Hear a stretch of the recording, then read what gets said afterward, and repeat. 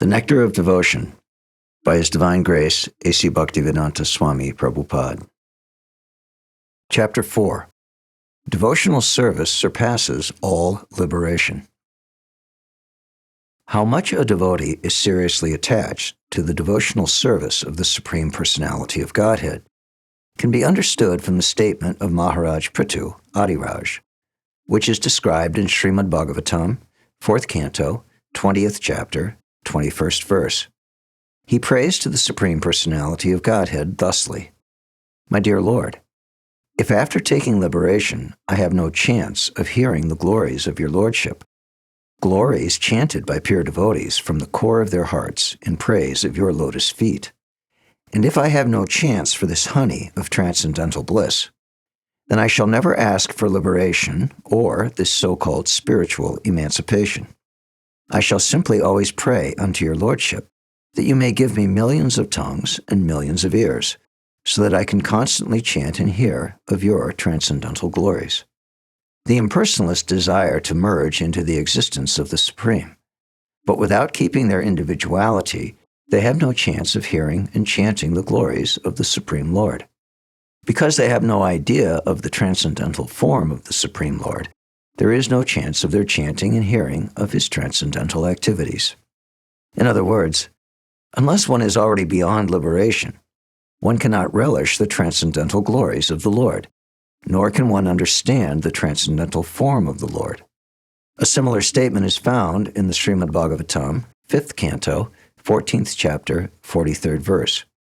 Shukadeva Goswami addresses Parikshit Maharaj there and says, The great soul, King Bharat, was so much attached to the service of the lotus feet of Krishna that he very easily gave up his lordship over the earthly planet and his affection for his children, society, friends, royal opulence, and beautiful wife.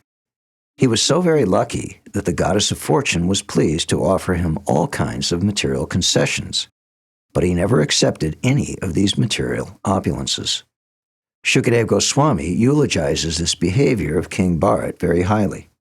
He says, Any person whose heart is attracted by the transcendental qualities of the Supreme Personality of Godhead, Madhusudana, does not care even for that liberation which is aspired to by many great sages, not to speak of material opulences. In the Bhagavatam, 6th Canto, 11th chapter, 23rd verse, there is a similar statement by Vritasura, who addresses the Lord as follows: My dear Lord, by leaving your transcendental service, I may be promoted to the planet called Dhruvaloka, the pole star, or I may gain lordship over all the planetary systems of the universe. But I do not aspire to this, nor do I wish the mystic perfections of yoga practice, nor do I aspire to spiritual emancipation. All I wish for, my Lord, is your association and transcendental service eternally.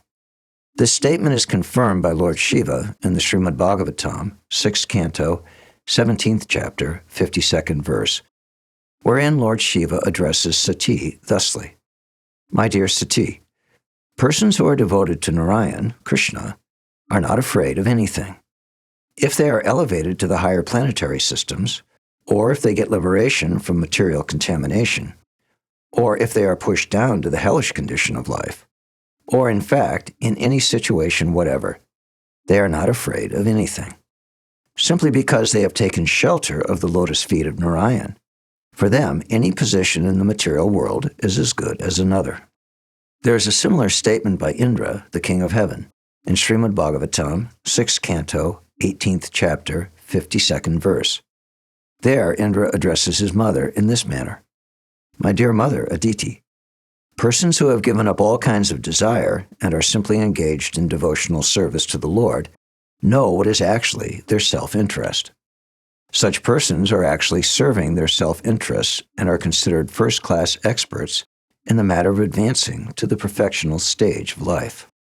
In the 7th Canto of the Bhagavatam, 6th chapter, 23rd verse, Maharaj Prahlad says, My dear friends who are born into atheistic families, if you can please the Supreme Personality of Godhead, Krishna, then there is nothing more rare in this world. In other words, if the Supreme Lord Krishna is pleased with you, then any desire that you may have within the core of your heart can be fulfilled without any doubt. As such, what is the use of elevating yourself by the results of fruitive activities, which are automatically achieved in all events by the modes of material nature? And what is the use for you of spiritual emancipation or liberation from material bondage? If you are always engaged in chanting the glories of the Supreme Lord, and always relishing the nectar of the lotus feet of the Lord, then there is no necessity for any of these. By the statement of Prahlad Maharaj, it is clearly understood that one who takes pleasure in chanting and hearing the transcendental glories of the Lord has already surpassed all kinds of material benedictions, including the results of pious, fruitive activities, sacrifices, and even liberation from material bondage. Similarly, in the same 7th canto, 8th chapter, 39th verse, where the demigods are offering prayers to Lord Nrsimha, Indra, the king of heaven, says, "O Supreme One, these demons talk of our share of participation in the performances of ritualistic sacrifices. But simply by your appearance as Lord Nrsimhadev, you have saved us from terrible fears. Actually, our shares in the sacrificial performances are due to you only, because you are the supreme enjoyer of all sacrifices. You are the supersoul of every living entity, and therefore you are the actual owner of everything. Long were our hearts always filled with fear of this demon, Hiranyakashipu. But you are so kind towards us that, by killing him, you have removed that fear from within our hearts, and have given us the chance to place your lordship within our hearts again.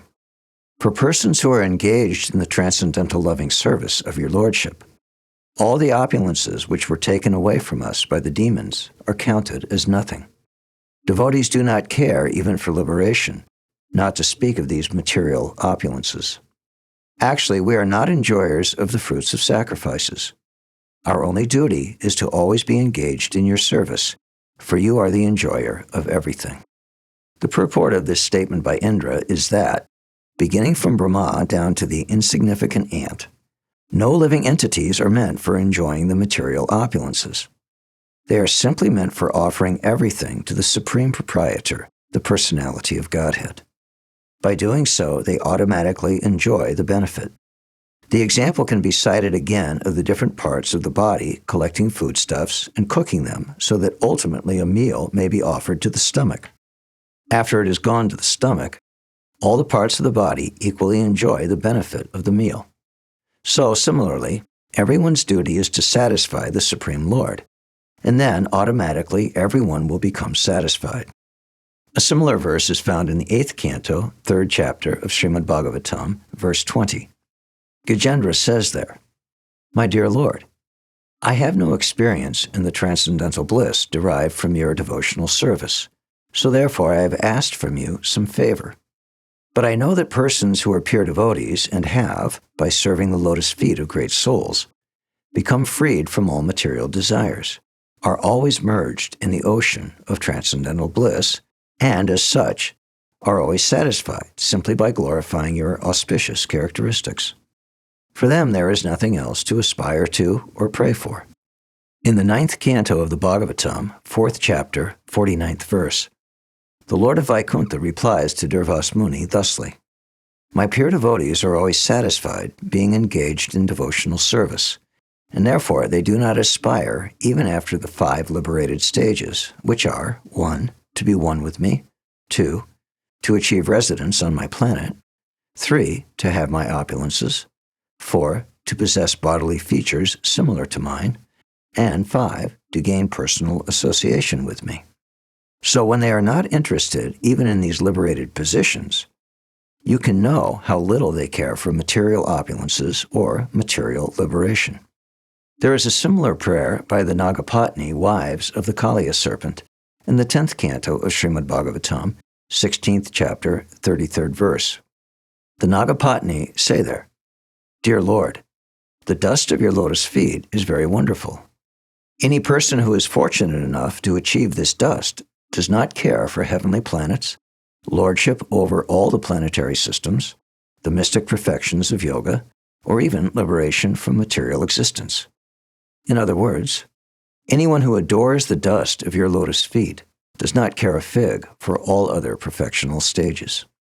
There is a similar statement in the 10th canto, 87th chapter, 17th verse, when the Shrutis, the Vedas personified, prayed to the Lord as follows: My dear Lord, it is very difficult to understand spiritual knowledge. Your appearance here, just as you are, is to explain to us this most difficult subject of knowledge of the Spirit. As such, your devotees who have left their domestic comforts to associate with the liberated acharyas, the teachers, are now fully merged in the devotional service of your Lordship, and thus they do not care for any so-called liberation. In explaining this verse, it should be noted that spiritual knowledge means understanding the self and the supersoul, or superself. The individual soul and the supersoul are qualitatively one, and therefore both of them are known as Brahman, or spirit. But knowledge of Brahman is very difficult to understand. There are so many philosophers engaged in the matter of understanding the soul, but they are unable to make any tangible advancement. It is confirmed in the Bhagavad-gita that out of many millions of persons, only one may try to understand what is spiritual knowledge. And out of many such persons who are trying to understand, only one or a few may know what is the Supreme Personality of Godhead. So this verse says that spiritual knowledge is very difficult to achieve, and so, in order to make it more easily attainable, the Supreme Lord Himself comes in His original form as Sri Krishna and gives His instruction directly to an associate like Arjuna, just so that people in general may take advantage of this spiritual knowledge. This verse also explains that liberation means having completely given up all the material comforts of life. Those who are impersonalists are satisfied by simply being liberated from the material circumstances. But those who are devotees can automatically give up material life and also enjoy the transcendental bliss of hearing and chanting the wonderful activities of Lord Krishna. In the 11th canto of Srimad Bhagavatam, 20th chapter, 34th verse, Lord Krishna says to Uddhava as follows: My dear Uddhava, the devotees who have completely taken shelter of my service are so steadfast in devotional service that they have no other desire. Even if they are offered the 4 kinds of spiritual opulences, they will refuse to accept them. So what to speak of their desiring anything within the material world? Similarly, Lord Krishna says in another passage of the Bhagavatam, 11th canto, 14th chapter, 13th verse, My dear Uddhava, a person whose consciousness is completely absorbed in my thought and activities does not aspire even to occupy the post of Brahma, or the post of Indra, or the post of lordship over the planets, or the 8 kinds of mystic perfections, or even liberation itself. In the 12th canto of Srimad Bhagavatam, 10th chapter, verse 6, Lord Shiva says to Devi, My dear Devi, this great Brahmin sage, Markandeya, has attained unflinching faith and devotion unto the Supreme Personality of Godhead, and as such he does not aspire after any benedictions, including liberation from the material world. Similarly, there is a statement in Padma Purana describing the ritualistic function during the month of Kartik, October-November. During this month, in Vrindavan, it is the regulative principle to pray daily to Lord Krishna in his Damodar form. The Damodar form refers to Krishna in his childhood when he was tied up with rope by his mother, Yashoda. Dama means ropes, and Udara means the abdomen. So Mother Yashoda, being very disturbed by naughty Krishna, bound him round the abdomen with a rope, and thus Krishna is named Damodar. During the month of Kartik, Damodar is prayed to as follows: My dear Lord, you are the Lord of all, the giver of all benedictions. There are many demigods like Lord Brahma and Lord Shiva who sometimes offer benedictions to their respective devotees. For example, Ravana was blessed with many benedictions by Lord Shiva, and Hiranyakashipu was blessed by Lord Brahma.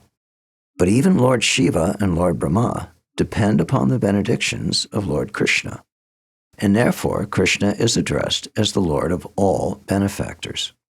As such, Lord Krishna can offer his devotees anything they want, but still, the devotee's prayer continues.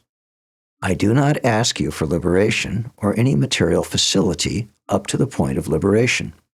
What I want as your favor is that I may always think of your form as I see you now as Damodar. You are so beautiful and attractive that my mind does not want anything else besides this wonderful form.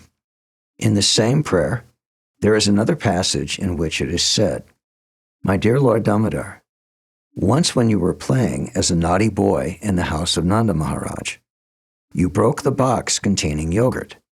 And because of that, Mother Yashoda considered you an offender and tied you with rope to the household grinding mortar. At that time you delivered 2 sons of Kuvera, Nalakuvar and Manigriva, who were staying there as 2 Arjuna trees in the yard of Nanda Maharaj. My only request is that by your merciful pastimes, you may similarly deliver me. The story behind this verse is that the 2 sons of Kuvera, the treasurer of the demigods, were puffed up on account of the opulence of their father, and so once on a heavenly planet, they were enjoying themselves in a lake with some naked damsels of heaven. At that time, the great saint Narada Muni was passing on the road, and was sorry to see the behavior of the sons of Kuvera. Seeing Narada passing by, the damsels of heaven covered their bodies with cloth, but the 2 sons, being drunkards, did not have this decency. Narada became angry with their behavior and cursed them thusly. You have no sense, so it is better if you become trees instead of the sons of Kuvera. Upon hearing this, the boys came to their senses and begged Narada to be pardoned for their offenses. Narada then said, Yes, you shall become trees, Arjuna trees, and you will stand at the courtyard of Nanda Maharaj. But Krishna himself will appear in time as the foster son of Nanda, and he will deliver you. In other words, the curse of Narada was a benediction to the sons of Kuvera, because indirectly it was foretold that they would be able to receive the favor of Lord Krishna. After that, Kuvera's 2 sons stood as 2 big Arjuna trees in the courtyard of Nanda Maharaj until Lord Damodar, in order to fulfill the desire of Narada, dragged the milling pestle to which he was tied and struck the 2 trees, violently causing them to fall down. From out of these fallen trees came Nalakuvar and Manigriva, who had by then become great devotees of the Lord. There is a passage in the Hayashirsha Purana which states, My dear Lord, O Supreme Personality of Godhead, I do not want any resultant benediction from my religious life, nor do I want any economic development, nor do I want to enjoy sense gratification, nor liberation. I simply pray to be an eternal servant at your lotus feet. Kindly oblige me and give me this benediction. In the same Hayashirsha Purana, after Nrsimhadev wanted to give benedictions to Prahlad Maharaj, Prahlad did not accept any material benediction and simply asked the favor of the Lord to remain his eternal devotee. In this connection, Prahlad Maharaj cited the example of Hanuman, the eternal servitor of Lord Ramachandra, who also set an example by never asking any material favor from the Lord. He always remained engaged in his service. That is the ideal character of Hanuman, for which he is still worshipped by all devotees. Prahlad Maharaj also offered his respectful obeisances unto Hanuman.